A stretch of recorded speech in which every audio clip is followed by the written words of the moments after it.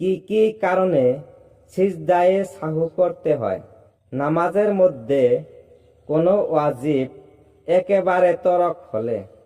সূরা ফাতিহা পাঠ করার পর অন্য সূরা বা আয়াত পড়ার মধ্যখানে চিন্তা করতে করতে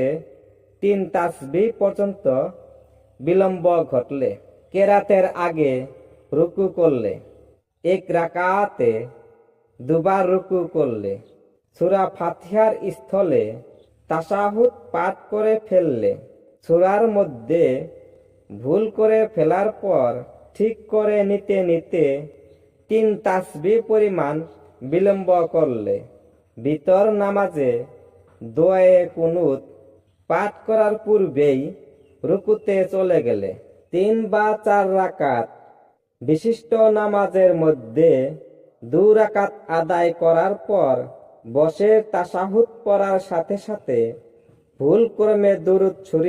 দুরূদ শরীফ পড়া শুরু করলে, শেষ বৈঠকে না বসে দণ্ডায়মান হয়ে গেলে, প্রথম বৈঠকে না বসে দাঁড়িয়ে গেলে, নামাজের কোনো রকনের মধ্যে অনর্থক বিলম্ব করলে, তাশাহুদের পর সাথে সাথে না দাঁড়িয়ে কিছুক্ষণ বিলম্ব করে ফেললে, নামাজের তারতিব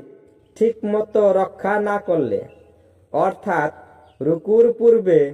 সিজদা করে ফেললে, সিজদায়ে সাহু করতে হবে।